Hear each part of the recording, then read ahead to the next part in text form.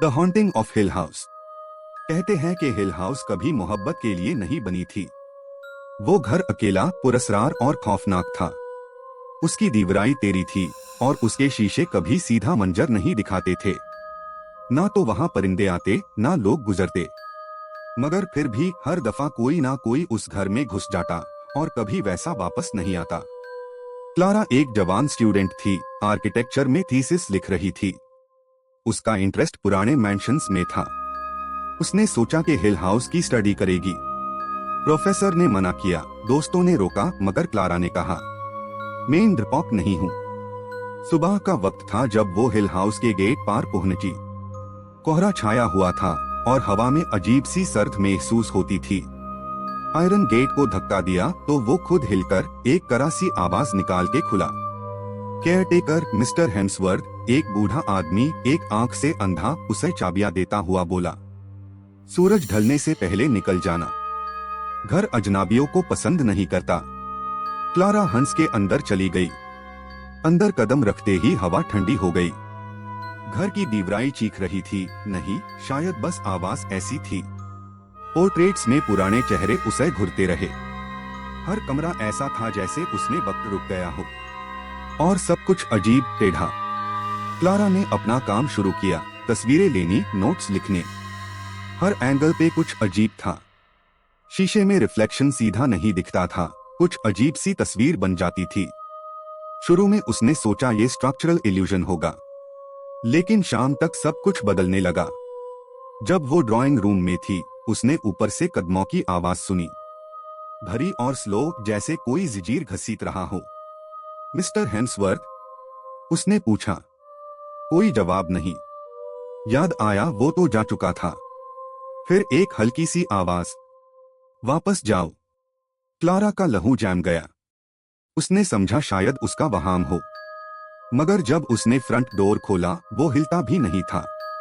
ना lock jam था, ना कुछ, बस दरवाजा हिल ही नहीं रहा था।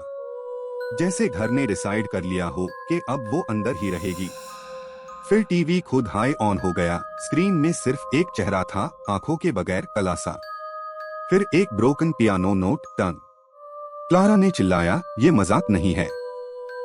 कोई जवाब नहीं। उसने बगल के विंडो से बाहर देखना चाहा, पर उसके सामने लोहे की जाली थी जो पहले नहीं थी। डर इतना बढ़ गया कि उसने एक अलमारी में छुपने का फैसला किया। दरवाजे के क्रैक से उसने देखा एक लंबा सा साया, पुरानी रात की शर्ट पहने हुए। चेहरा नहीं, बस अंधेरा। उंगलियां दीवार पे स्क्रैप करती हुई चल रही थी, टैप टैप टैप। वो अलमारी के अंदर थमी हुई सांस के साथ चुप रही। वो साया रुक गया। उसका चेहरा अलमारी की तरफ घूमा। वो जानता था।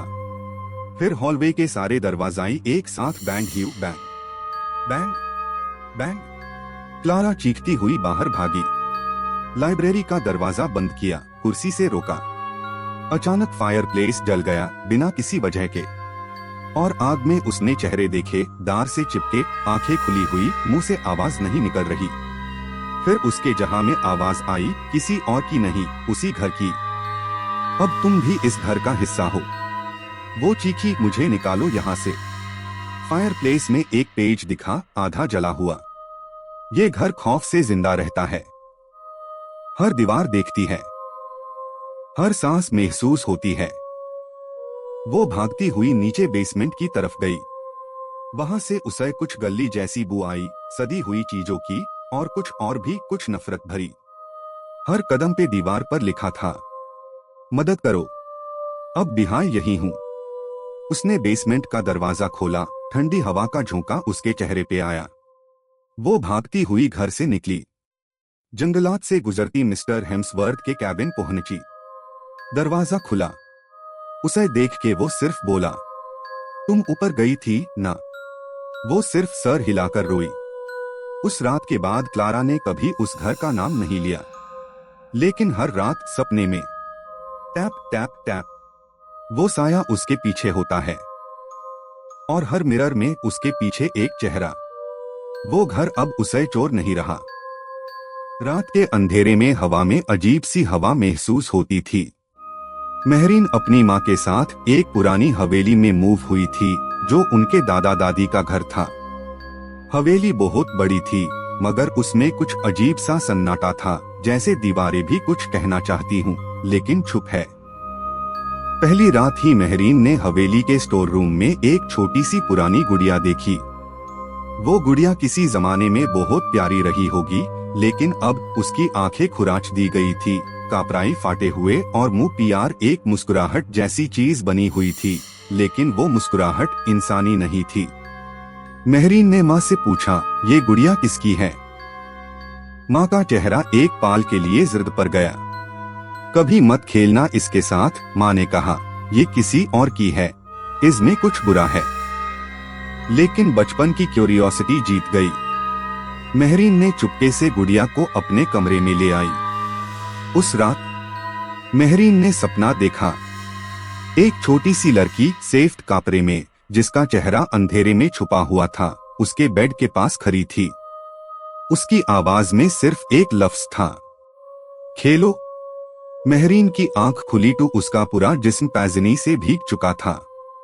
और वो गुड़िया अब वो उसके सिरहाने पे थी, जबकि मेहरीन ने उसे टेबल पे रखा था।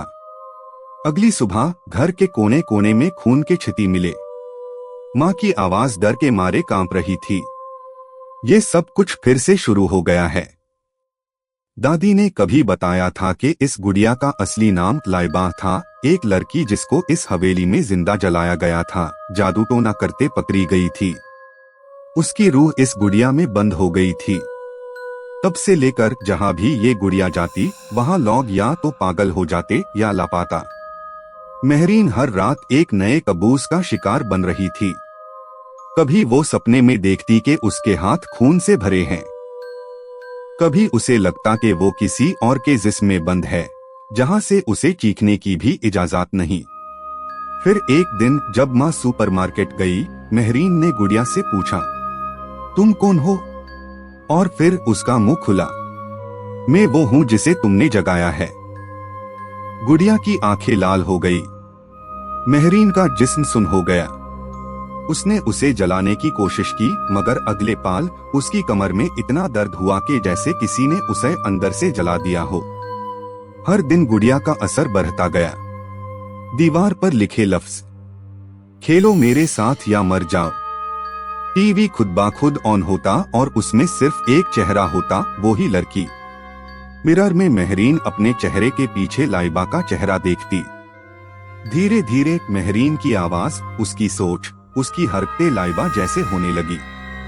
एक रात माँ ने देखा कि मेहरीन पुरानी उर्दू में कुछ बोल रही थी, एक ऐसी जुबान जो इस दौर की नहीं थी। माँ ने रूहानी इल्म वालों से रुजू किया। एक बाबा आए और कहने लगे, ये सिर्फ एक रूह नहीं, ये एक बंदी हुई अजाब है, जिसे किसी ने छुड़ा दिया है।